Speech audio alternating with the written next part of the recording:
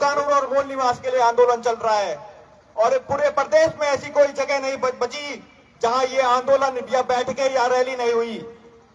परंतु जिस उत्तराखंड की सरकार को मूल निवास वो कानून लागू करना चाहिए था, वो सरकार यूसीसी लागू कर रही है।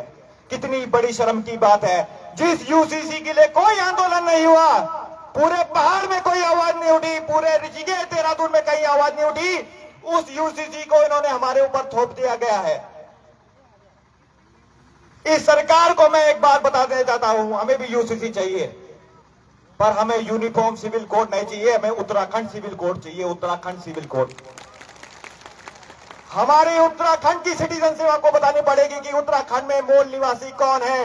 अरे जो हजारों सालों से हमारे जो पूर्वज थे, उन्होंने खून पसीने से हिमालय को सींचा था और आज हमें इस राज्य में स्थायी निवासी बना दिया गया है और कल का आया हुआ वो कोई भी व्यक्ति वो भी स्थायी निवासी का हकदार हो जाता है।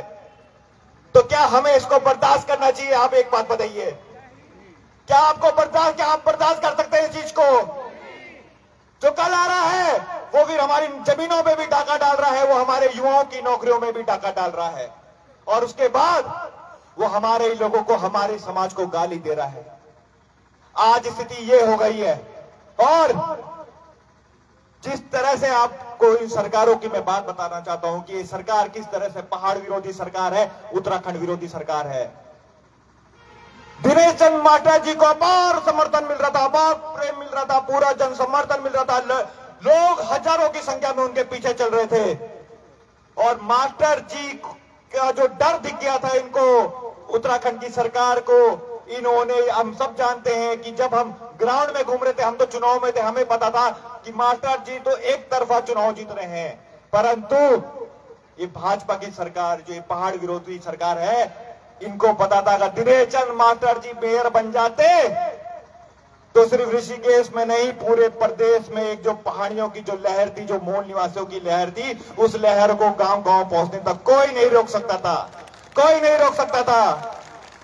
तो इन्होंने ऐसी धांधली कर दी कि अंदर अपने लोगों को बुला के, अब किस तरह से पूरे प्रपंच तैयार रख के उन्होंने मास्टर जी को चुनाव हराने में विवश कर दिया। परंतु अब ये आग दुगनी नहीं चौगुनी रफ्तार से गांव गांव पहुंच चुकी है। मुझे घर घर से, गांव गांव से फोन आ रहे हैं। अब अल्मोड़ा से फोन आया, चमोली से फोन आ रहा है कि अब 2027 में हम सर को जवाब देंगे। भाजपा उत्तराखंड की सरकार को जवाब देने के लिए सब तैयार है। आप 2027 में ये बात तय होने चाहिए, ये बात फैला दो कि पौड़ी का चुनाव हो या पिथौरागढ़ का चुनाव हो, अगर भाजपा के कमल में बटन दबाओगे ना तो सीधा पासवान को पड़ेगा, सीधा पासवान को पड़ेगा, ऐसा डराना पड़ेगा।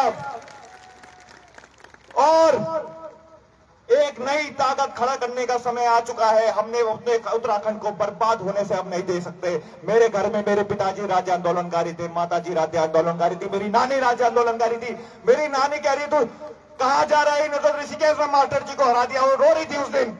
मुझे मेरी माँ का फोन आया, मेरी माँ ने नानी से बात कराई। आप देखिए जिन लोगों ने लाठियां खाई, डंडे खाए, जिस राज्य में 42 लोग शहीद हो गए, आज हम किन चीजों के लिए हमें लड़ना था, हम लड़ रहे हैं मूल निवास भू कानून के लिए, उन मुद्दों के लिए जिन मुद्दों में राज्य आंदोलन के दौरान भी तो जल जंगल जमीन बचाने की बात हो रही थी और आज भी जल जंगल जमीन बचाने की बात हो रही है, अपने युवाओं को नौकरी देने की बात हो रही है। मैं मोहित भाई का धन्यवाद जताना चाहूंगा, आभार इसलिए जताना चाहूंगा कि मोहित भाई वो व्यक्ति है जिसने 2 साल से अपना घर बार त्याग के लड़ा है वो आंदोलन करने में, रैलियां करने में। कब सुबह होती है, कब रात होती है, कब खाना मिलता है नहीं मिलता, मोहित भाई वैसे ही सो जाता है और फिर अगले दिन उठ के मीटिंगें का करता रहता है। आज ऋषिकेश में है तो कल फिर देहरादून में है, फिर टिहरी में है, गैरसैंण में है, चमोली में है।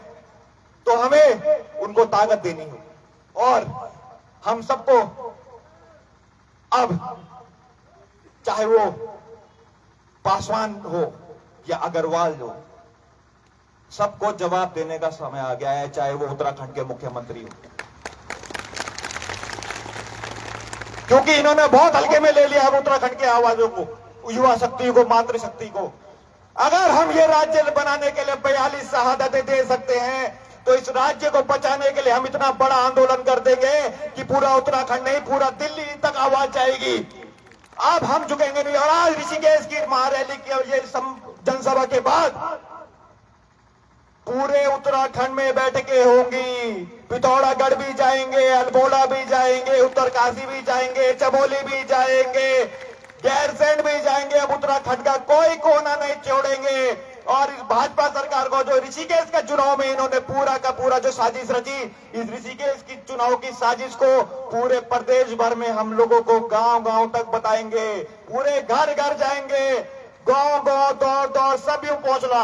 और एक बात मैं साधुवाद अपने एक श्रीनगर कीर्तिनगर के जो मूल निवास संघर्ष समिति की जो टीम है उसका भी आभार जताना चाहूंगा, अरुण नेगी जी और सीएम चौहान जी।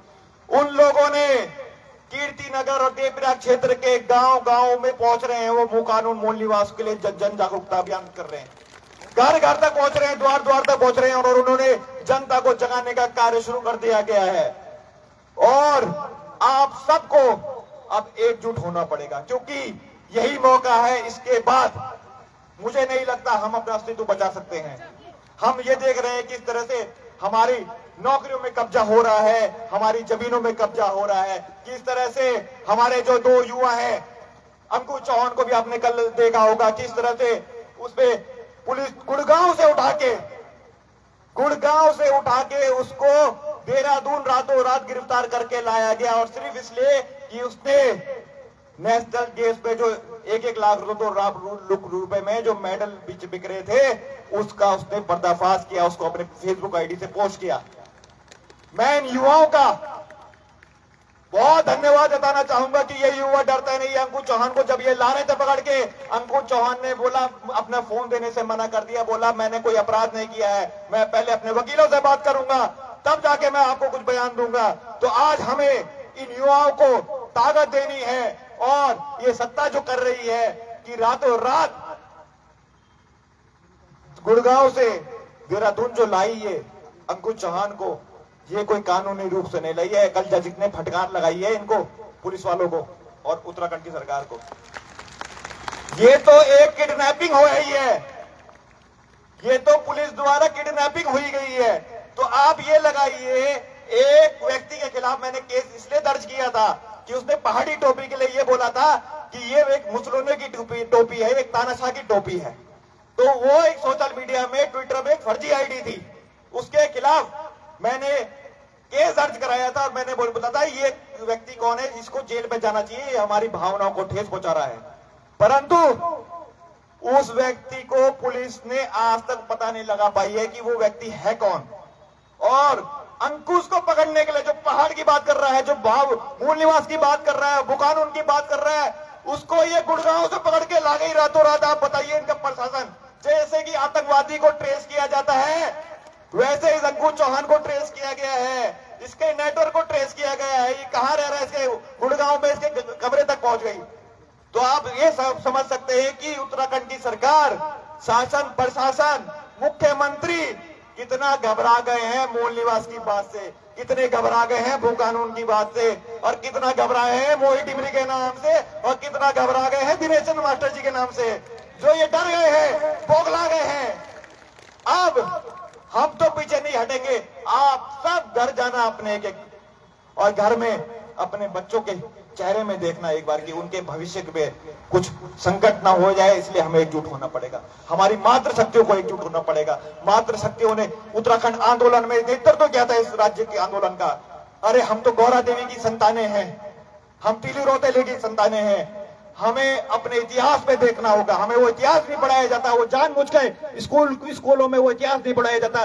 कौन सा स्कूल है यहाँ जहाँ गौरा देवी के बारे में पढ़ाया जाता है, जहाँ श्रीदेव सुमन के बारे में पढ़ाया जाता है, जहाँ तीलू रोतेली के बारे में पढ़ाया जाता है, जहाँ गोलू मागर के बारे में जाता है, जहाँ माधो सिंह भंडारी के बारे में बताते हैं, जहाँ उत्तराखंड हम सब ने पढ़ा। हम स्कूल में आए जब, हमने तो उत्तराखंड आंदोलन के बारे में कहीं नहीं पढ़ा।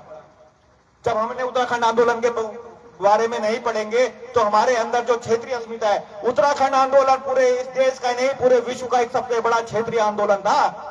और हमें अगर स्कूलों में उस आंदोलन के बारे में नहीं पढ़ाया गया है तो आप सोच सकते हैं कि इतिहास को दबाने की किस तरह से साजिश हो रही है इस राज्य में। परंतु हम तो घर घर जाके उत्तराखंड आंदोलन के बारे में बताएंगे, 42 शहादतों के बारे में बताएंगे, अपनी मातृशक्ति के बारे में बताएंगे और उन लोगों के बारे में बताएंगे जिन्होंने इस राज्य के लिए अपना सर्वोच्च बलिदान दिया था। मैं आप सभी से यही पुनः निवेदन करूंगा कि अब एकजुट होने का समय आ गया है। अगर इस समय हम एकजुट नहीं हुए तो इस राज्य में पासवान मेयर तो क्या, पासवान जैसे लोग मुख्यमंत्री भी बन जाएंगे, हमें समझना होगा। खुला बोल रहे हैं, खुला बोलना पड़ेगा, क्योंकि इन लोगों ने जब हम चुनाव लड़ रहे थे हमने किसी भी समाज के ऊपर कोई कमेंट नहीं किया, कोई टिप्पणी नहीं करी, परंतु चुनाव से लेकर आज तक हमारे समाज पर टिप्पणी करने का काम कर रहा है और अब हम ये बर्दाश्त नहीं करेंगे। अगर तुम हमारे समाज के ऊपर कोई टिप्पणी करोगे तो इस प्रदेश में चक्का जाम भी होगा, उत्तराखंड बंद भी होगा। अब हम पीछे नहीं हटने वाले हैं, अब इस राज्य में अपना अधिकार लेना पड़ेगा। अरे बोल पहाड़ी हल्ला बोल, अरे बोल पहाड़ी हल्ला बोल। मूल निवासी एकता जिंदाबाद, मूल निवासी एकता जिंदाबाद। जय हिमालय, जय हिमालय। धन्यवाद। लुसन भाई अभी यही रहेंगे, आप मंच में रहेंगे लुसन भाई।